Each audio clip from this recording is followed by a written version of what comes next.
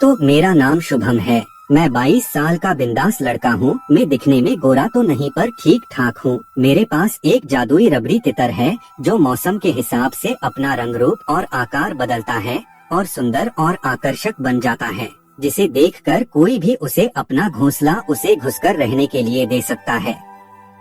उस तीतर की साइज कम से कम 4 इंच से 7 इंच तक बढ़ती है।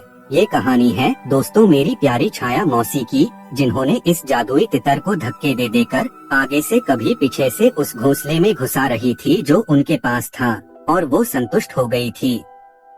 ये सब कैसे और कब हुआ ये समझने के लिए इस कहानी के आखिरी तक जरूर बने रहिएगा। मौसी तो बहुत ही सुंदर थी। उनकी सुंदरता के तो उनके मोहल्ले वाले सभी दीवाने थे।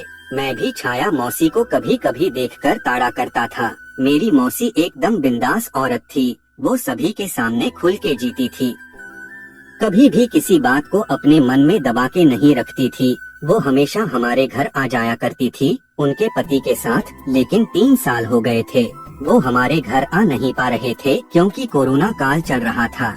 और इसी बीच में उनके जीवन में एक अंधेरा सा छा गया। उनके पति कोरोना होने के कारण भगवान को प्यारे हो गए थे। उनके अंतविधि को जाना भी हमारे लिए नामुमकिन था, पर मैं मेरी छाया मौसी के प्रति बहुत इज्जत और मन में प्यार भी करता था।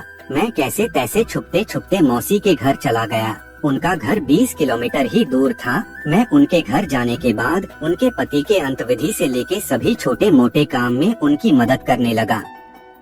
वो मेरे आने से बहुत खुश थी। उनके 2 बच्चे भी थे, एक 5 और दूसरा बच्चा 7 साल का था। मौसी दिख में तो अभी भी सुंदर ही थी, लेकिन मैं उनके दुख का कोई फायदा नहीं उठाना चाहता था। फिर कुछ दिनों बाद मैं अपने घर चला आया और एक दिन छाया मौसी भी कुछ दिनों बाद अपने दोनों बच्चों के साथ मेरे घर पहुंच गई। वो अभी थोड़ी अच्छी नजर आ रही थी। वो अच्छे से सज संवर कर आई थी। हमारे यहाँ विधवा औरत फिर से शादी करना चाहे तो वो भी कर सकते थे, इसीलिए उनके ऊपर सफेद साड़ी या किसी बात का प्रबंध नहीं था। आज मौसी की सुंदरता को देखकर तो मैं उनका दीवाना ही हो गया था। उनके गोरे गोरे चिकने गाल, भूरे काले लंबे सिल्की बाल, उनकी नागिन की तरह सुंदर सी पतली कमर देखकर मैं तो पगला गया था।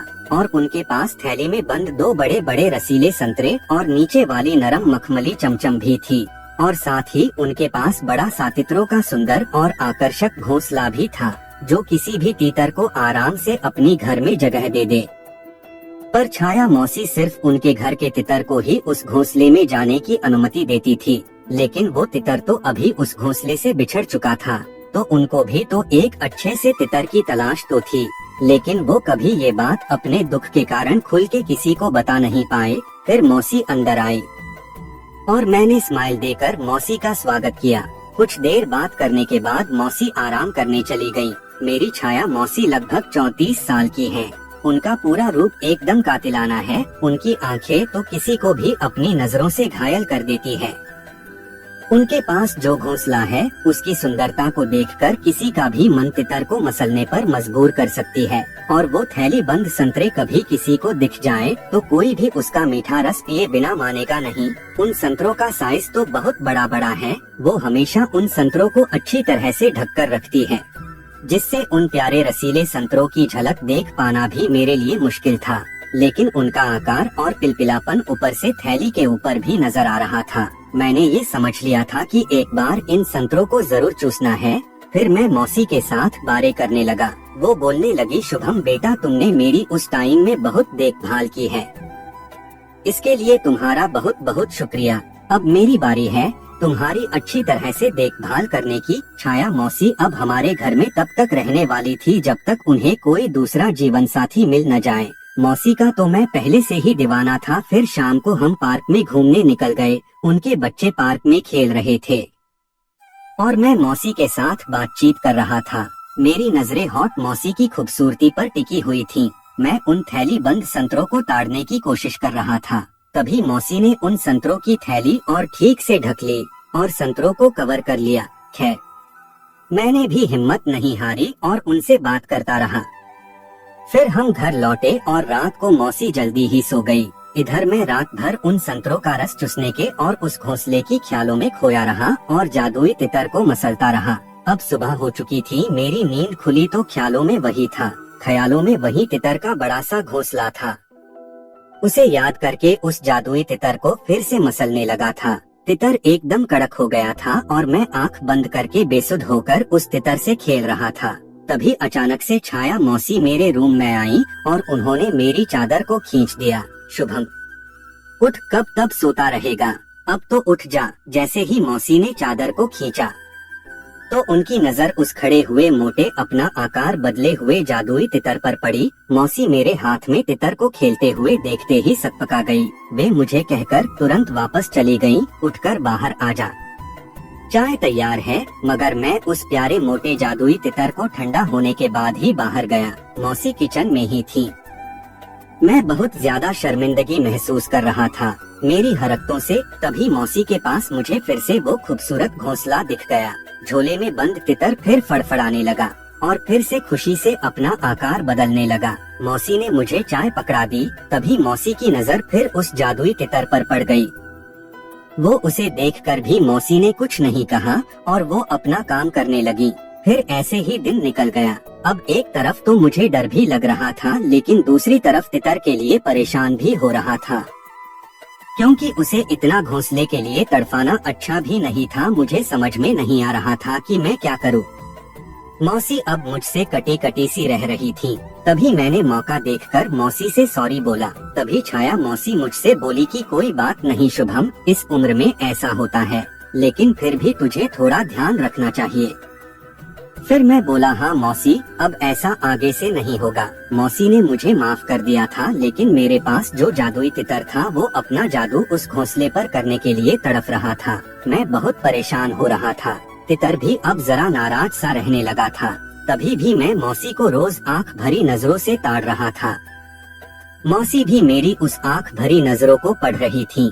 फिर एक दिन मौसी टीवी देख रही थी। उनके साथ मेरी बहन और बच्चे भी बैठे हुए थे। मैं खड़ा होकर मौसी को ताड़ रहा था। वो बार बार मुझसे नजरें चुरा रही थी। फिर कुछ देर बाद मेरी बहन उठकर रूम में चली गई। तभी मैंने मौके की नजाकत को समझा और मैं उठकर मौसी के पास जाकर बैठ गया। अब मैं धीरे धीरे मौसी के हाथ और कलाई को टच करने लगा। तभी मौसी ने हंसते हुए कहा, शुभम टीवी देख चुपचाप। फिर मैं बोला कि देख तो रहा हूँ मौसी। अब मौसी का हाथ मेरे हाथ में था। मैं उनके हाथ को मसल रहा था। मौसी बोली, सभी यही हैं यार, ये क्या कर रहा है तू। उन्होंने जैसे ही ये कहा मेरी बाछें खिल गईं। तो फिर आप अंदर चलो ना मौसी। तभी मौसी ने कहा, ज्यादा शैतान मत बन, वरना सब कुछ तेरी मम्मी को बता दूंगी। आजकल तेरे दिमाग में क्या चल रहा है सब जानती हूँ मैं बोला कि जब आप सब जानती हो तो फिर इतना क्यों तड़पा रही हो मौसी इस जादुई तितर को। उसे अपने घोंसले में जाने की अनुमति दे दो ना। फिर मौसी बोली, जो तू चाहता है वो नहीं हो सकता, अब मुझे ज्यादा छेड़ मत। फिर मैं बोला, छेड़ना तो पड़ेगा ही मौसी, वरना आप थोड़े ही मानोगी। अब मैं मौसी को कमरे में ले जाने की कोशिश कर रहा था, लेकिन मौसी जाने को तैयार नहीं हो रही थी। फिर बहुत देर बाद मौसी ने बच्चों को सुला दिया और खुद भी सो गई। मैं उस जादुई तितर को पकड़कर इधर उधर टहल रहा था, लेकिन तितर को उस घोंसले में जाने का मौका नहीं मिल रहा था। शाम को मम्मी मार्केट चली गईं और मेरी बहन मौसी के बच्चों के साथ छत पर खेल रही थी। मौसी उस टाइम रूम में कुछ काम कर रही थी। बस फिर क्या था, मैं झट से मौका देखकर मौसी के रूम में घुस गया और मैंने उस प्यारे चौड़े घोंसले को दबोच लिया। मेरी इस हरकत से मौसी एकदम से चौंक गई। वो मुझे दूर हटाने की कोशिश करने लगी और बोलने लगी कि शुभम तुम पागल हो गया क्या, छोड़ उसे। फिर मैं बोला, मौसी अब मैं और सब्र नहीं कर सकता। मैंने फिर वो थैली बंद बड़े बड़े 2 संतरों को दबा दिया। बहुत ही मस्त संतरे थे वह। इधर जादुई तितर सामने वाले घोंसले में घुसने के लिए दबाव बनाने लगा था। मैं घोंसले को पकड़कर बेड पर पटक दिया। मौसी तो डर के मारे घबराने लगी और बोलने लगी, शुभम कोई आ जाएगा। मैं बोला कि कोई नहीं आएगा मौसी। फिर मैंने फटाफट से सामने वाली गुलाबी रसीले गुलाब की पंखुड़ियों पर अपने प्यासे होंठ रख दिए और मैं ताबड़तोड़ उनका मीठा रस पीने लगा।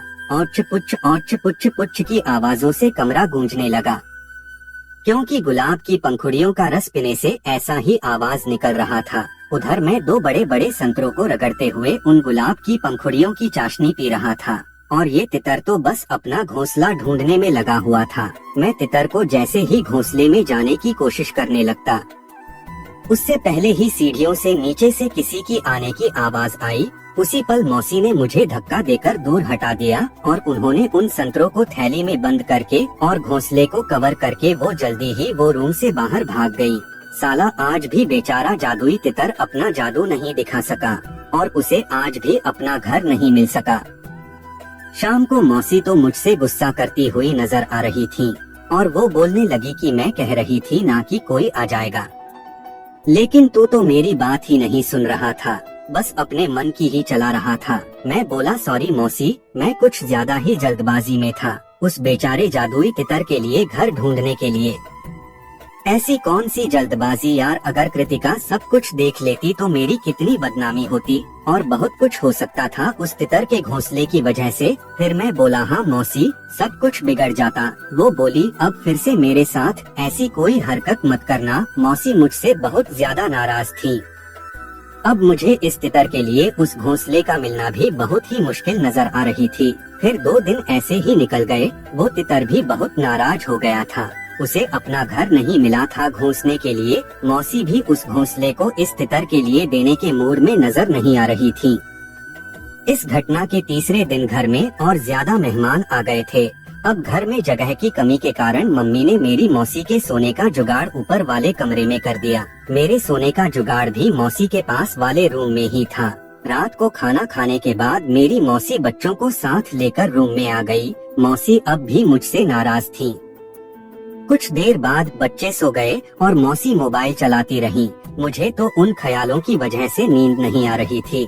मैं हिम्मत करके मौसी के रूम में चला गया और मौसी से इधर उधर की बातें करने लगा। मैं बेड के दूसरी ओर लेटकर मौसी को ताड़ रहा था। वो तितर तो अभी भी उस घोंसले के लिए फड़फड़ा रहा था।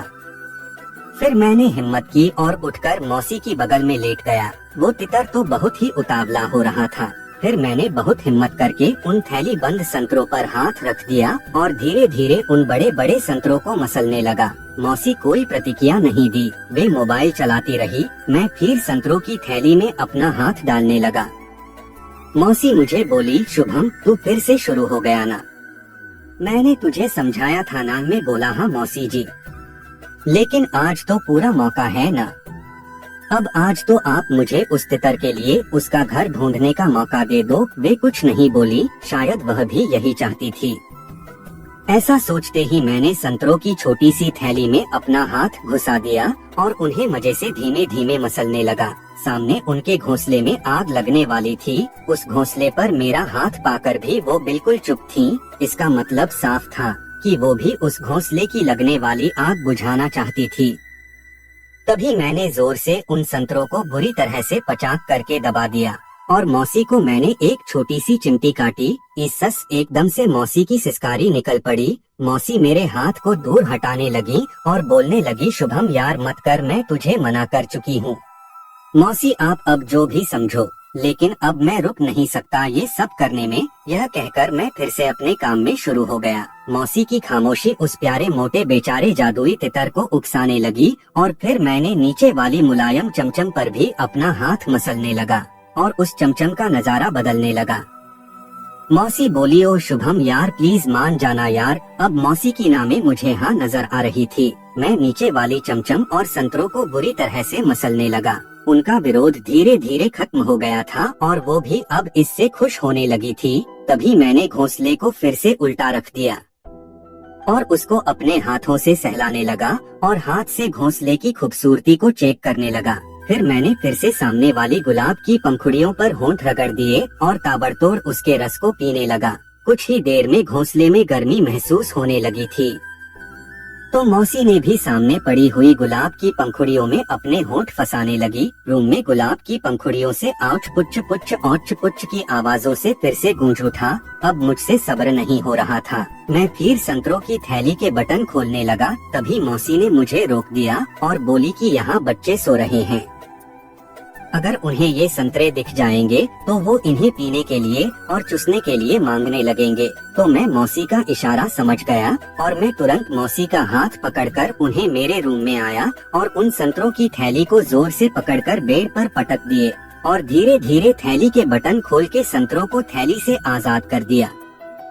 क्या ही चिकने और केशरी कलर के लग रहे थे वो बड़े बड़े 2 संतरे। फिर मैं बोला, ओह मौसी बहुत ही मस्त संतरे हैं यार, ये छोटी सी थैली वाले। आज तो पूरा निचोड़ डालूंगा इनको और संतरा जूस भी डालूंगा।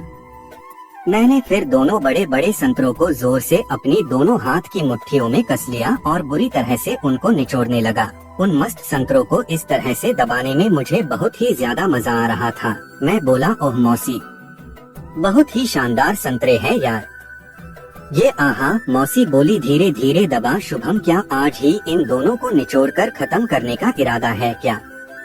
मैं संतरों को जोर जोर से दबाए जा रहा था ताकि वो और ही ज्यादा रसीली हो जाए। कुछ ही देर में संतरे तो लाल हो चुके थे। मैंने जल्दी से एक रसीले संतरे को अपनी मुंह में दबा लिया और किसी भूखे जानवर की तरह चूसने लगा। मेरा दूसरा हाथ भी दूसरे संतरे की हवा निकालने में लगा हुआ था। फिर मैं बोला, आहा मौसी बहुत ही मस्त स्वाद है इन बड़े बड़े रसीले 2 संतरों का। मैं तो पागल सा होने लगा हूँ। यह सुनकर तो मौसी भी मेरे सर को थाम कर मेरा मुंह उन संतरों के बीच में घुसाने लगी और संतरा जूस पिलाने लगी। मैं फुल स्पीड में उन संतरों का स्वाद ले रहा था। ओ शुभम, कैसा है संतरा जूस? मजा आ रहा है ना? हाँ मौसी, आज तो मैं इन बड़े बड़े मंत्रों को पूरा पी जाऊंगा। तभी मैंने उन दोनों रसीले संतरों को जोर से पकड़ा और बुरी तरह से उन्हें मुंह में दबा डाला। बहुत रसीले हैं मौसी ये थैली वाले संतरे। छाया मौसी बोली कि ये तो बाद में भी चूस लेना शुभम, पहले उस प्यारे तितर को इस मुलायम चमचम का स्वाद तो चखा दे। और तीतर को मुलायम चमचम में घुसा के उस चमचम का स्वाद और बढ़ा। जल्दी कर शुभम, मैं मरी जा रही हूँ उस तितर को चमचम में डूबे हुए देखने को। शुभम, अब मुझसे और कंट्रोल नहीं हो रहा है। मैं बोला, हाँ मौसी बस थोड़ी देर और रुक जाओ। मैंने उन थैली वाले बड़े बड़े संतरों को थोड़ी देर और निचोड़ा और फिर मैं दूसरे काम में लग गया। इस तितर को अब सबसे अनमोल चीज से मिलाने की बारी आ चुकी थी। मैं फटाफट से उस नीचे वाली मुलायम चमचम की ओर आ गया और उस चमचम को थोड़ा ऊपर उठाकर उसके रैपर को उतार कर फेंक दिया। चमचम का रैपर खुलते ही मुलायम मखमली नरम चमचम से महक मेरे नथुनों में नशा घोलने लगी। मैंने भी उस मोटे तगड़े और डौलदार जादुई तितर को झोले में से बाहर निकाल दिया। मैं नीचे वाली मुलायम चमचम को ऊपर उठाकर उसमें जादुई तितर को सेट करने लगा ताकि वो अपना जादू उसमें भी दिखा सकें। मुझे उस मुलायम चमचम के आसपास काली कलर की शेवैया नजर आने लगी। उससे तितर को मखमली चमचम में घुसने के लिए दिक्कत हो रही थी। मैं मौसी से बोला, आप चमचम पर ये सेवैया मत रखा करो, मुझे ये पसंद नहीं। मौसी बोली, सॉरी यार, अगली बार से ध्यान रखूंगी। बहुत टाइम हो गया है ना इस चमचम का स्वाद किसी ने नहीं चखा था, इसलिए मैंने फिर एक उंगली से मुलायम चमचम में एक छोटा सा छेद करने लगा ताकि तितर सही से उसका स्वाद चख सके। फिर मैंने उस नरम मखमली चमचम के छेद में उस जादुई तितर को सेट कर दिया और चमचम को थोड़ा ऊपर उठा के उस तितर को पीछे से एक जोर का झटका लगा दिया। एक ही झटके में वो जादुई तितर चमचम के कसे हुए छेद को चीरता फाड़ता दरार करता हुआ पूरा अंदर घुस गया। इस तितर की एक ही वार से मौसी को बहुत दुख हुआ। वो बोली, आई मम्मी रे, ये क्या हो गया? आई आई ओ शुभम, ये है, तूने मुलायम चमचम का क्या हाल बना दिया, पूरा इसको फाड़ दिया, इसकी खूबसूरती को क्या कर दिया। ये मोटे तितर का जादू उस मुलायम चमचम पर मौसी को बहुत भारी लगा। मैं फिर से उस मुलायम चमचम पर तितर को रख के उसे अंदर घुसाने लगा। तितर को अंदर घुसकर बहुत मजा आ रहा था। उसे वैसा करके बहुत ज्यादा आराम मिल रहा था। मुझे भी ये खेल खेलने में बहुत मजा आ रहा था। तितर जब जोर से उस चमचम में घुसता तो मौसी उस चमचम के लिए बोलती कि आई आ आई ओ, धीरे धीरे आई। वो चमचम की हालत तो देख, मौसी की सिसकारियां पूरे कमरे में गूंजने लगी थी। मैं बोला, तितर एक बार चमचम में घुसने के बाद कोई धीरे धीरे चखता है क्या यार? खैर मौसी को सब कुछ याद होते हुए भी वो धीरे धीरे तितर को उस छोटी सी नरम चमचम को चखने के लिए कह रही थी। मैं तो बस तबला जोर जोर से झमाझम बजा रहा था। उस जादुई तितर के हर एक झटके से वो दोनों बड़े बड़े संतरे जोर जोर से हिल रहे थे। मौसी बोली, अरे देख चमचम में तो गरम आग लग गई है, अब तो रुक जा। मैं बोला, अरे मेरी प्यारी मौसी, इस जादुई तितर से किसी भी चमचम में आग तो लगेगी ही, लेकिन आप टेंशन ना लो। थोड़ी देर बाद ये जादुई तितर तो अपनी जादू से सब कुछ ठीक कर देगा। कुछ देर बाद उस नरम मखमली चमचम में से गरम रबड़ी मलाई बाहर आने लगी और नदी की तरह बहने लगी। कमरे में गर्मी इतनी बढ़ चुकी थी कि मौसी गर्मी से पसीना पसीना हो गई थी। मुलायम चमचम में से रबड़ी मलाई आने के बाद भी वो प्यारा बांस जादुई तितर जरा भी नहीं रुका। फिर से उस नरम मखमली चमचम में रबड़ी मलाई के साथ घुसने लगा। वो उस रबड़ी मलाई से थोड़ा गुस्सा हो गया था, क्योंकि उसे अब अंदर घुसने में थोड़ी दिक्कत हो रही थी, लेकिन वो हार नहीं माना। वो अब उस गरम रबड़ी मलाई के साथ घमासान युद्ध करने लगा और अपने आखिरी सांस तक लड़ते रहा। थोड़ी देर बाद मैंने मौसी को गले लगा लिया और उन्हें सहानुभूति देने लगा। वो पूरे पसीने से लथपथ ही गई थी। मैं फिर उस तितर को उस गीली रबड़ी मलाई वाली चमचम पर रगड़ने लगा। फिर मैंने सोचा कि ये रबड़ी मलाई तो बहुत टेस्टी लग रही है। मैंने उस नरम मखमली चमचम में हाथ की बड़ी उंगली घुसाने लगा और उसे चाटने लगा। क्या ही मस्त मीठी और नमकीन रबड़ी मलाई लग रही थी वो दोस्तों। मैं मौसी से बोला, ओ मौसी बहुत मस्त है यार, यह आहा बहुत मजा आ रहा है। वो बोली, बस ऐसे ही मुझे गले लगा के रख शुभम, बहुत आराम मिल रहा है। मैं मुलायम चमचम को हिला हिला कर उसका रगड़ा बनाने में लगा हुआ था। वो मोटा जादुई तितर अंदर घुसकर अपना जादू करने लग जाता था और चमचम का नजारा बदलने लगा था। वो नरम और मखमली चमचम और ही ज्यादा गर्म और पानी पानी होने लगी थी। मौसी लगातार भावनाओं में बहती जा रही थी। वे अब फिर से गर्मी के कारण पसीना पसीना हो रही थी और उस तीतर को मुलायम चमचम में घुल मिला रही थी। मैं अपनी पूरी ताकत लगाकर तितर को मुलायम चमचम में घुसाकर धक्के दे रहा था। धक्के लगातार देने के कारण वो मुलायम चमचम फिर से गरम रबड़ी मलाई बाहर छोड़ने वाली थी। मौसी बोली, और जोर से धक्का दे पीछे से शुभम, ताकि चमचम से ज्यादा रबड़ी मलाई बाहर निकले। मैं फिर बिना रुके लगातार 1 घंटा तितर को चमचम में घुसाता और बाहर उसे बाहर निकाले जा रहा था। वो चमचम से फिर से रबड़ी मलाई बाहर टप टप करके टपकने लगी, लेकिन इस बार वो रबड़ी मलाई ज्यादा गाढ़ी नहीं थी। लेकिन तभी भी मैं उसे मजे से अपने हाथ में उंगलियों पर लेने लगा और उसे चाटने लगा। फिर अपनी जीभ उस बिगड़ी हुई नरम मखमली चमचम में घुसाने लगा और चमचम और उस गरम रबड़ी मलाई का स्वाद चखने लगा। बहुत ही मीठी और नमकीन पानी जैसा स्वाद लग रहा था उसका। आहा, मैं फिर से सामने वाला बड़ा ढोलक बजाए जा रहा था। नरम चमचम की हालत वो जादुई तितर पूरी खराब कर चुका था। मौसी बोली, अरे शुभम यार, साले रुक जा, अब तो तूने कोई दवाई खिलाई है क्या इस जादुई तितर को, जो वो जरा भी रुक नहीं रहा। जरा सांस तो लेने दे मुझे और उस चमचम को। फिर मैं बोला, आज मत रोको मेरी मौसी जान, आज तो इस चमचम की कुछ खैर नहीं। मुलायम चमचम तो बेचारी बेजान रहकर उस जादुई तितर का सामना कर रही थी। मैं बोला, मौसी जी, इस जादुई तितर को किसी भी दवाई बवाई की जरूरत नहीं है। ये खुद एक करिश्मा है जो अपनी जादू कुछ भी कर सकता है। अब जरा ये जादुई तितर कुछ ज्यादा कर रहा था। अब थोड़ी देर बाद ज्यादा धक्के और ज्यादा चखने के कारण वो हिचकोले खाने लगा था। मैं समझ गया था कि अब ये तितर भी अपने मुंह से वो जादुई पानी छिड़कने वाला है। वो जादुई पानी किसी को भी ठीक कर देता है। तभी मैंने उस जादुई तितर को उस बिखरी हुई और खराब हुई वाली नरम चमचम में खोल गहराइयों में घुसा दिया, कारण वो अंदर जाके अपना जादुई पानी से नरम चमचम को फिर से मखमली और सुंदर बना दे। तभी चमचम में से उस जादुई पानी और गरम रबड़ी मलाई से उबाल आने लगी और वो मखमली चमचम जादुई तितर के जादुई पानी से पूरी फुल लबालब भर गई और इस जादुई पानी से वो नरम बिखरी हुई चमचम फिर से भर आई और खिल उठी। मैंने ताबड़तोड़ उस बड़े मोटे और जादुई सुंदर तीतर को मखमली चमचम से बाहर निकाला। फिर मौसी बोली कि अरे शुभम, वाह मजा आ गया यार, ये मखमली चमचम तो बिल्कुल पहले जैसी ठीक और सुंदर हो गई है। फिर ये सब करके हम दोनों थोड़ा वैसे ही पड़े रहे।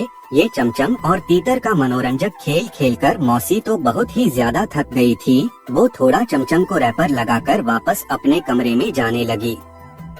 मैंने उनका हाथ पकड़ लिया और उन्हें कहने लगा कि मौसी सी, आप ये जादुई तितर का पानी तो चखी ही नहीं और कहाँ जा रही हो इतने जल्दी। लेकिन वो रुकने के लिए मान नहीं रही थी, शायद उनके बच्चे उठ गए थे। मैंने मौसी को कसम दे दी कि बच्चों को सुलाकर वापस आना। वो अपने रूम में चली गई और दोनों बच्चों को सुलाने लगी। मैं उनके पीछे पीछे उनके रूम के पास गया। मौसी ने उनको सुलाया, मैं खुद भी आंख बंद करके सोने लगी। मैं उनको तो आवाज देके उठा तो नहीं सकता था, इसीलिए उस जादुई तितर को फिर से आजाद कर दिया। वो जादुई तितर तो हवा में अपने पर फड़फड़ाने लगा। अचानक मौसी की नजर उस तितर पर पड़ी। वो जादुई तितर दरवाजे में अपने पर को हवा में फड़फड़ाते हुए उड़ रहा था। मौसी जी अचानक से डर गई। तितर अभी भी अपना जादुई पानी टपका रहा था, क्योंकि वो जादुई तितर अगर बच्चों को दिख जाता तो बड़ी दिक्कत हो जाती। मौसी जी फिर उठ के मेरे कमरे में आने लगी। वो फिर आने के बाद बोली, क्या शुभम, तुम्हें उस तितर पर लगाम लगाना नहीं आता है क्या? वो उड़कर मेरे कमरे तक आ गया था। अगर किसी ने उसे देख लेता तो क्या होता पता है ना। मैं बोला, सॉरी मौसी, पर आप भी तो कसम खाकर वही सो रही थी। वो तो जरा नाराज हो गई थी, लेकिन मैंने जैसे ही उस जादुई तितर को झोले में से बाहर निकाला तो मौसी उस तितर का जादुई पानी देखकर अपना गुस्सा भूल गई और फिर प्यार से बोलने लगी, शुभम बेटा प्लीज मुझे ये जादुई पानी एक बार चखा दो। मैं भी माना और बोला, हाँ क्यों नहीं मौसी जी, ये आपका ही तो है, जितना चाहे उतना जादुई पानी छिड़क लो और उसका रस पी लो। मौसी जी तो खुश होकर नाचने लगी और तुरंत उस जादुई तितर को अपनी हाथ में पकड़ ली और उसे बहुत नजदीक से देखने लगी। मौसी जैसे ही उस तितर को किस करती तो वो जादुई तितर अपना आकार बढ़ाने लगता और जादू से मौसी जी को आकर्षित करने लगता। मौसी जी तो फिर उस जादुई तितर का पानी अपनी जीभ उस पर रगड़कर पीने लगी। तितर भी इतना जादुई था कि वो किसी के मुंह में घुस जाए तो उसका मुंह संतुष्ट हो जाता है और अपना जादुई पानी छोड़ के डायरेक्ट जादुई पानी का असली स्वाद चखा देता था। मौसी ने थोड़ा तितर को चाट चाट कर उसका जादुई पानी खत्म कर दिया था। फिर वो बोली, क्या यार शुभम, ये तो कुछ भी बाकी नहीं रहा था। मैं बोला, टेंशन ना लो, तुम्हें इसके जादू से डायरेक्ट मुंह के अंदर जादुई पानी का स्वाद दूंगा। क्या तुम इसके लिए तैयार हो? वो बोली, हाँ क्यों नहीं। फिर उसने उस जादुई तितर के लिए अपना मुंह बड़ा किया और फिर वो जादुई मोटा तितर तो उसके मुंह में घुसड़ने लगा और खोल गहराइयों में शामिल होने लगा। वो तितर कभी मुंह के बाहर आता तो कभी अंदर जाता। वो मौसी के थूक से पूरा गीला हो चुका था। मौसी तो उस मोटे जादुई तितर को अपने मुंह में पाकर बहुत अच्छा महसूस कर रही थी। वो करीब 15 मिनट उसे अपने मुंह से प्यार करने लगी ताकि वो अपना जादुई पानी उसके मुंह में छिड़क सके और उसके जादू से मौसी का मुंह और सुंदर हो जाए। फिर जादुई पानी तितर से जोर जोर से बाहर बहने लगा। तितर से इतनी जोर से जादुई पानी बाहर निकला कि कुछ पानी मौसी के गाल पर भी उड़ गया। गाल पर वो जादुई पानी गिरने से मौसी तो और खूबसूरत लग रही थी। जादुई पानी तो कुछ नरम गुलाब की पंखुड़ियों पर भी गिरा था। मैंने तुरंत उन पंखुड़ियों को अपनी होठों से चूसने लगा और गुलाब का रस पीने लगा। गुलाबी पंखुड़ियाँ जादुई पानी गिरने से और रसीले और मीठे हो गए थे। मैं मौसी से बोला कि तुम भी एक बार चख के देखो इन गीली रसीली गुलाब की पंखुड़ियों को, बहुत मजा आएगा आपको। फिर मौसी ने भी सामने वाली 2 गुलाब की पंखुड़ियाँ उठाई और उसे मजे से चूसने लगी। दोस्तों, ये कहानी अब ज्यादा लंबी हो रही है, तो छाया मौसी के लिए मेरा प्यार और उनके पास जो घोंसला है उसके लिए जादुई तितर का घुसना और वो उस घोंसले में सेट हो जाना, ये सब अगली तीसरे पार्ट में लिखूंगा। तो अगला पार्ट आप जरूर देखना। और इस कहानी से हम किसी को भी बुरा या गलत संदेश या राह नहीं दिखाते। आप सभी इसे सिर्फ केवल मनोरंजन हेतु ही देखना। और इस कहानी को पूरा सुनने के लिए आप सभी का दिल से धन्यवाद। तो दोस्तों, ये थी हमारी आज की कहानी। आपका क्या कहना है इस कहानी के बारे में? कमेंट करके हमें ज़रूर बताएं। वीडियो को लाइक कर दीजिए और चैनल को सब्सक्राइब करके घंटी को दबाकर ऑल पर सेट कर लीजिए ताकि आने वाले वीडियो आपको तुरंत मिले। मुझे दीजिए अगली वीडियो तक इजाज़त। तब तक के लिए धन्यवाद।